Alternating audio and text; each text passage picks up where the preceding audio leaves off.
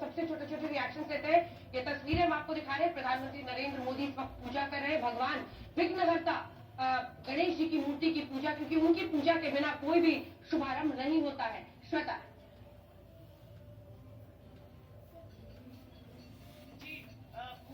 पूरे नियमों का पालन, सभी परंपराओं का पालन, उसके साथ यहाँ पर पूजन अर्चन कर रहे हैं प्रधानमंत्री। जिस शुद्धता का पालन करना चाहिए था इतने दिनों से एक ऐसे पद के बावजूद उन्होंने किया है कि लोगों के मन में एक विशिष्ट जगह उनके लिए बनी है। जितने भी राम भक्त हैं वो समझ रहे हैं कि अगर प्रधानमंत्री यजमान की भूमिका में है तो वो यजमान नियम का जो जितना भी पालन रहा है इतने दिनों से वो उसे करते रहे हैं। रामायण के पाठ बैठ कर देखिए, एक ऐसी कथा है जिसे केवल भारत के अलग अलग हिस्सों में नहीं बल्कि दुनिया के अलग अलग हिस्सों में अलग अलग रूप में कहा गया है, अलग अलग ये कथाएं रही हैं। तो वो जहाँ के भी मंदिर में पहुंचे हैं वहां पर रामायण की कथा भी उन्होंने सुनी है, पूरे नियमों के पालन के साथ। ऐसा नहीं है कि संत से बड़ा खुद को मानकर बैठे हों और फिर नहीं, विराजमान भी हुए हैं तो संतों की गरिमा के अनुसार और उस हिसाब से उन्होंने वो पूरी पूजा पाठ की है, उन सभी उस पूरे पाठ को सुना है। और यहाँ पर भी अंजना, जैसे मूर्तिकार की बात हो रही है और उनका वस्त्र बनाने वाले उस व्यक्ति की बात हो रही है, तो मनीष त्रिपाठी जिनका नाम अभी कुछ देर पहले चंपत राय ने लिया है, वो भारतीय फौज के भी प्रधान बनाते हैं और इंडियन क्रिकेट टीम के भी बनाते हैं। लेकिन रामलला की विशेष रुचि से और जब बनाते हैं और जब से यहाँ पर मूर्ति का निर्माण चल रहा है तब से उस वस्त्र को भी बनाने का, उस परिधान को बनाने की भी प्रक्रिया चल रही है। ये शुरुआत में ही तय हो गया था कि पीताम्बर धारण करेंगे रामलला यहाँ पर जब विराजमान होंगे। पीताम्बर तो वाकई श्वेता बहुत आज बताया जाता है भगवान राम का प्रिय रंग, और ज्यादातर पीताम्बर कपड़े ही उन्हें पहनाए जाते हैं। कुछ ही देर में जब ये प्राण प्रतिष्ठा हो जाएगी उसके बाद एक भव्य आरती वहां पर होगी। आरती को भी आगे फिर ले जाएंगे 3 अलग अलग आचार्यों की टीम जो पूजा को अंजाम तक ले जाएंगे। अशोक सिंघल हमारे साथ जुड़ गए हैं। अगर हम पूरे राजनीतिक सफर को बतौर प्रधानमंत्री नरेंद्र मोदी ही नहीं बल्कि एक बीजेपी कार्यकर्ता के तौर पर, एक संघ के प्रचारक के तौर पर वहां से अगर हम ट्रेस करें तो फिर अशोक ये दिन बहुत बड़ा पीएम के जीवन है। बिल्कुल, प्रधानमंत्री के लिए अंजना बहुत बड़ा दिन है। और प्रधानमंत्री की अगर यात्रा को देखा जाए, जर्नी को देखा जाए, संघ प्रचारक के तौर पे, बीजेपी के नेता के तौर पे मैंने भी बहुत नजदीक से देखा। लेकिन सबसे बड़ी बात यह है कि मुरली मनोहर जोशी साहब जब वो अयोध्या आंदोलन से जुड़े हुए थे, उसके बाद आडवाणी की जब रथ यात्रा निकली अंजना, तो मैनेजर के तौर पर उन्होंने काम किया रथ यात्रा को मैनेज करने के लिए। पूरे देश में जिस तरह से राम को लेकर के, आंदोलनों को लेकर के अलग जगह नरेंद्र मोदी अखबार है, उसमें आडवाणी जी रहे, मुरली मनोहर जोशी जी रहे, लेकिन आडवाणी के साथ भी रथ यात्रा में आप देखिएगा नरेंद्र मोदी की साथ साथ फोटो विजुअल दिखाई देते थे। किस ढंग से उन्होंने मैनेज किया था उस वक्त पूरी यात्रा को, वो एक अपना एस्पेक्ट था।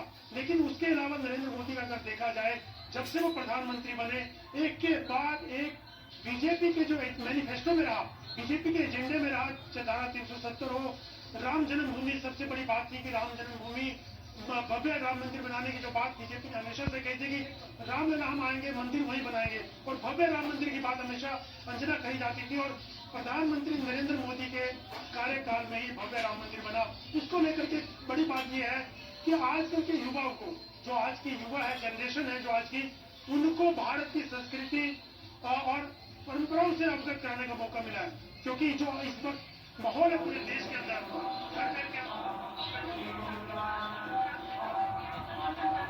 जो उन्होंने किया था ये पुष्प, जिसके साथ इस वक्त पूजा हो रही है, और इससे पहले कि फिर से अयोध्या चले, जल्दी से सुधांशु जी एक रिएक्शन आपसे, पूजा पहले सुना दें।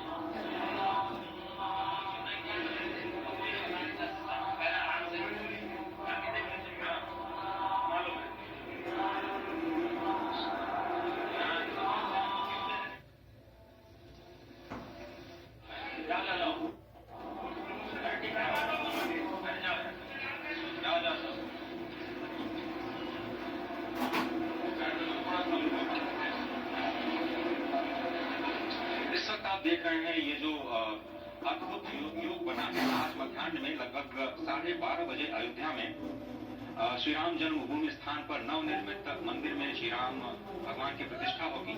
ये बेश लग्न है, निश्चित नवांश है और अभिजीत क्षण है।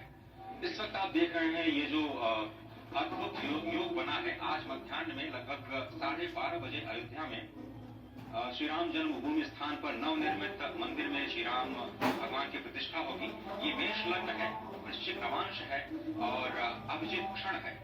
मृगशीर्ष नक्षत्र है जो कि से कहा जा रहा है 12:29 से ये 12:29:08 से ये आरंभ होगा। लगभग 84 सेकंड जिसमें ये पूजा होगा और इसी के साथ ये माना जाता है कि अमृत योग है, आनंद योग है जिसमें ये पूजा की जा रही है।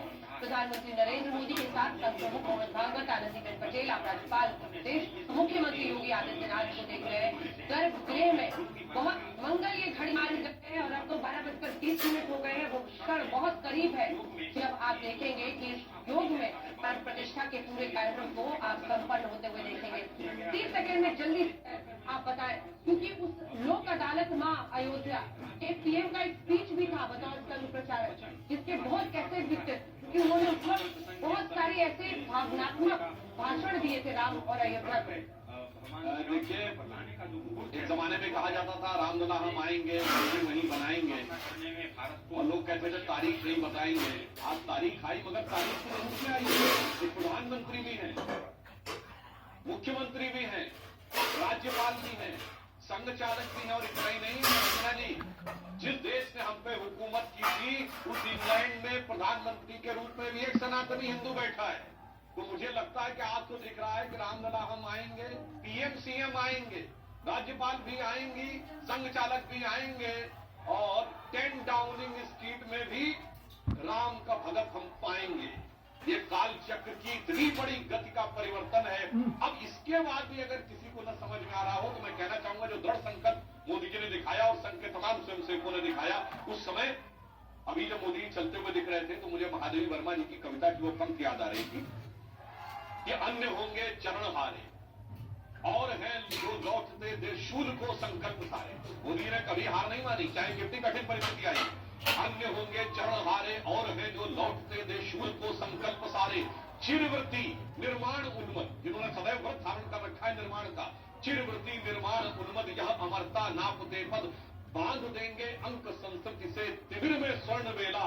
पंथ होने दो अपरिचित, प्राण रहने दो अनूप अकेला। तो उस समय हमारा पंथ अपरिचित था, हम अकेले थे, मगर आज संपूर्ण संसार रामलला की मूर्ति देख रही है। संपूर्ण संसार ये हमारे तमाम दर्शक आज दर्शन कर सकते हैं रामलला की मूर्ति। अब देखिए 10 सेकंड से जिसको बार बार कहा जा रहा है टाट से घाट पर पहुंच गई है। मैं कहना ये चाहूंगा कि जगत के भूपाल अब तिरपाल में नहीं है और अब वो भव्य राम मंदिर में आकर विराजमान हुए हैं, जिनके लिए कहा गया था तात राम नहीं नर भूपाला, भुवनेश्वर कालहु कर काला। तो काल ने ऐसा परिवर्तन दिखाया है जब भूपाल भव्य मंदिर में आ गए हैं, अब तिरपाल में रहने के दिन चले गए। और नरेंद्र मोदी के जीवन में भी अब बतौर प्रधानमंत्री वो दिन आया है। उन्होंने कहा था 30 साल पहले कि मैं रामलला के दर्शन तभी करूंगा, पूजा तभी करूंगा जब राम मंदिर में उन्हें पाऊंगा। ये शुभ घड़ी आ गई है, पूजा उनकी हो रही है। कुछ ही देर में प्राण प्रतिष्ठा, क्योंकि लगभग 12:21 हो चुके हैं। कुछ ही देर में 12:30:08 पर और 30 सेकंड की प्राण प्रतिष्ठा का कार्यक्रम शुरू होगा, जिसमें 12:31:32 पर आप देखेंगे पूरी प्रक्रिया खत्म हो जाएगी।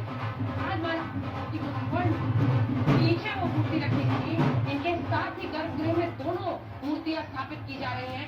उस मूर्ति को स्वर्ण वर्ण से बनाया गया है, श्याम वर्ण से मूर्ति का बनाया गया है और जो धनुष है उनके हाथ में वो स्वर्ण है। मतलब एक अद्भुत है, ये खुशी की लहर की कल्पना आप कर सकते हैं। अयोध्या वासी महसूस कर रहे हैं जिस प्रश्न की बात कर रहे हैं। अयोध्या अमर था, है और रहेगा, किंचिता बेशक ये 2024 का वर्ष और इन वर्षों को जो कुछ आज हो रहा है ये सब इतिहास के पन्नों में जाए। इस वक्त मंत्रोद्धार भीतर मंदिर के भीतर छुपा है। हर एक भारतवासी जो सनातन पर भरोसा करता है उस मंत्र के साथ से आपको जोड़कर इस समय रहा है। हम सब बीती रात ही जले हुए हैं अयोध्या के अलग अलग हिस्सों में जाकर आपके नाम से किस तरह से अयोध्या गुंजायमान हो रही है उसका ये प्रतीक गर्भगृह की ये तस्वीरें जो इस वक्त प्रधानमंत्री नरेंद्र मोदी पूजा अर्चना करते हुए दिखाई दे रहे हैं। ये अपने आप में अद्भुत है, ये अपने आप में अदम्य है और 500 सालों के बाद ऐसा हो रहा है जब इतने बड़े पैमाने पर। आप जरा सोचिए, किसी ने सोचा भी नहीं था कि 10 साल पहले अयोध्या इतनी ज्यादा